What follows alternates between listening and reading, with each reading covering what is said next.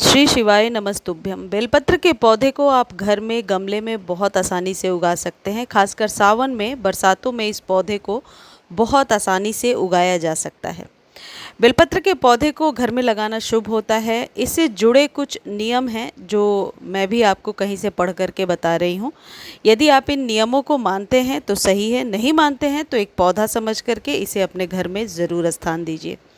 भगवान शिव की पूजा में बेलपत्र का विशेष महत्व होता है। कहा जाता है कि जिस घर में बेल का पौधा होता है वहाँ महादेव की कृपा बनी रहती है। इसके साथ ही ऐसे घरों में माता लक्ष्मी का भी वास निश्चित माना जाता है। घर में विशिष्ट स्थानों पर पौधा लगाने से कई समस्याओं का समाधान होता है। ऐसा वास्तुशास्त्र का कहना है कि शिव पुराण के अनुसार जिस स्थान पर बेलपत्र का पौधा लगाया जाता है वह तीर्थ के समान पवित्र और पूजनीय स्थान हो जाता है।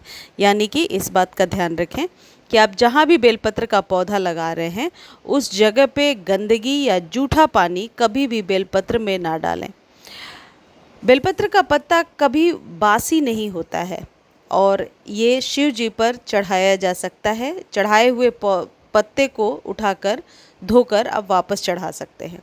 शिव पुराण के अनुसार शिवलिंग पर बेलपत्र चढ़ाने से 1 करोड़ कन्यादान के बराबर फल मिलता है। साथ ही दरिद्रता दूर होती है। बेलपत्र से भगवान शिव और हनुमान जी भी प्रसन्न होते हैं। घर में बेलपत्र का पौधा लगाने से परिवार पापों के प्रभाव से मुक्त हो जाता है। दरिद्रता दूर करने में भी ये बहुत सहायक है। ऐसी मान्यता है कई वास्तु शास्त्रियों का कि दरिद्रता को दूर करने के लिए घर में बेलपत्र का पौधा लगाएं।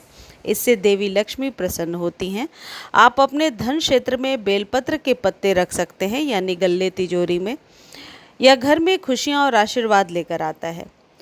वित्तीय समृद्धि के लिए उत्तर दक्षिण दिशा में पौधा लगाएं। देखिए, दिशाओं का ज्ञान जो है हर एक वास्तुशास्त्री अपने हिसाब से करते हैं और हर एक दिशा का अपना महत्व है। तो यदि आपको लग रहा है कि ये दिशा कंफर्टेबल नहीं है और दूसरी कोई दिशा आपको सूट करती है तो आप आसानी से लगा सकते हैं।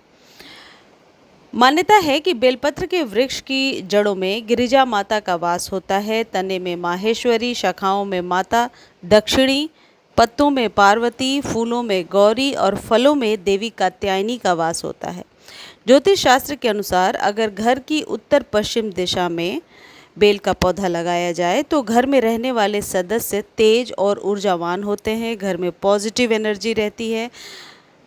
एक चीज़ और है कि यदि आपके घर में जादू टोना का प्रभाव है तो वास्तुशास्त्र के अनुसार अगर यह वृक्ष घर के आंगन में हो तो बुरी शक्तियां घर में प्रवेश नहीं करेंगी।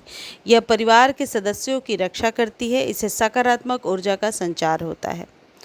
चंद्र दोष से भी ये पौधा आपको मुक्ति दिलाता है। वास्तुशास्त्र के अनुसार घर के परिसर में या आंगन में या बालकनी में बेलपत्र का पौधा लगाने से आपको कभी चंद्र दोष और अन्य प्रकार के दोषों का दुष्प्रभाव नहीं झेलना पड़ेगा। यदि आप इसे गमले में लगा रहे हैं तो इसकी कटाई छटाई करके आप कह सकते हैं एक निश्चित लंबाई तक मेंटेन करके रखेंगे तो ये पौधा बहुत दिनों तक चलेगा। ये क्योंकि क्रीपर है, ट्रेलिस से ऊपर बांध देते हैं तब भी ये बहुत अच्छे से ग्रो हो जाता है। बहुत बड़े कंटेनर में इसे लगाना होता है, कम से कम 12 से 15 इंच के कंटेनर में। हालांकि इस बात का ध्यान रखना होता है कि पेड़ से गिरे हुए किसी भी प्रकार के बेलपत्र में पैर ना लगे, यानी कि जहाँ भी आपने लगाया है इस बात का ध्यान रखें कि यदि पत्ते गिर जा रहे हैं तो उठा करके रख लीजिए, धो करके आप भगवान को चढ़ा सकते हैं। हिंदू धर्म शास्त्रों के अनुसार चतुर्थी, अष्टमी, नवमी, चतुर्दशी और अमावस्या तिथि पर बेलपत्र नहीं तोड़े जाते हैं। ऐसे में इस बात का विशेष ध्यान रखना चाहिए कि इन तिथियों पर बेलपत्र के पौधे को आप हाथ ना लगाएं। वहीं तिथियों में संक्रांति काल और सोमवार को बेलपत्र ना तोड़ें।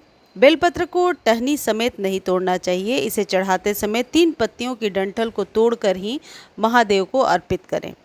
इस तरीके से यदि बेलपत्र का पौधा अभी 50 रुपये में आपको नर्सरी में मिल जाएगा, यदि लेकर आते हैं तो आप अपने घर में लगा सकते हैं। धन्यवाद।